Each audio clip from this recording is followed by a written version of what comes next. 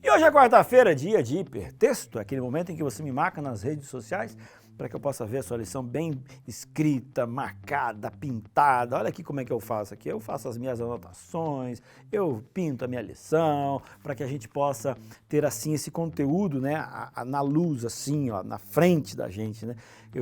Eu quando falo para vocês é baseado nas minhas anotações. Quando eu vou nas igrejas, aí fica também fácil, né? Porque eu só bato o olho assim e já sei o que eu preciso falar daquela lição. Bom, hoje nós vamos analisar o seguinte. Você já percebeu como é que parece que a verdade se transformou em uma opinião?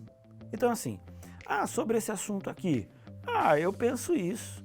Não, eu tenho que respeitar a sua liberdade de pensar como você pensa. Deixa eu falar uma coisa para você.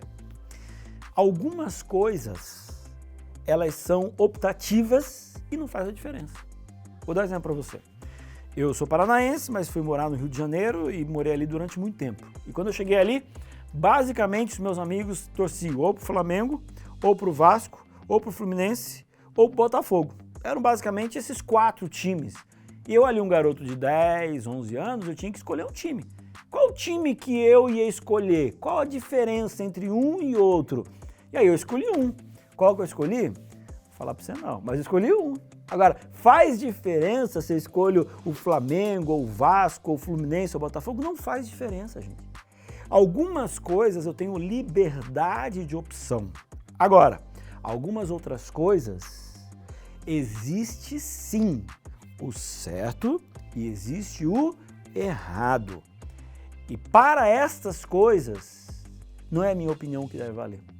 Então, quando a Bíblia traz alguma opinião sobre algum assunto, ela é superior àquilo que eu acredito, àquilo que eu quero que seja verdade ou a minha opção. Então, a partir do momento que a Bíblia ela fala alguma coisa sobre um assunto, ela se transforma na norma daquele assunto para a minha vida. É assim que deve acontecer. E por que eu estou falando isso? Eu estou falando isso pelo seguinte. Quando a gente olha para Apocalipse, a gente percebe claramente que em algum momento nós vamos ter 2 lados. Não é cada um com o seu lado. São 2 lados. É o lado certo e o lado errado. O lado dos salvos e o lado dos perdidos. E é muito engraçado porque alguns só olham para o evangelho e falam assim, todos serão salvos. Gente, a Bíblia não coloca isso. Jesus gostaria de salvar a todos, mas nem todos querem ser salvos por Jesus. Então, para esses que não querem ser salvos por Jesus, aqueles que querem viver a sua própria vida, aqueles que querem ter a opinião deles a respeito de coisas que Deus declarou, o Senhor fala assim, eu te respeito.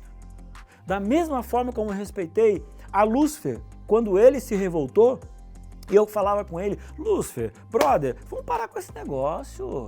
Eu sou amor, eu quero cuidar de você, fica aqui na terra, aqui no céu. E Lúcifer falou assim, não, eu quero tomar a minha decisão. Então assim, às vezes, as nossas decisões, elas nos levam para as coisas que são erradas e não relativas. Então, Apocalipse nos mostra que em algum momento, todas as pessoas vão estar classificadas ou de um lado ou de outro. A minha pergunta é, você está disposta a aprender na palavra o que é certo para estar do lado certo?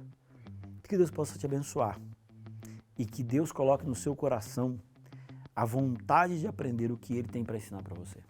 E que você, sem orgulho, se prostre perante a verdade. Deus te abençoe.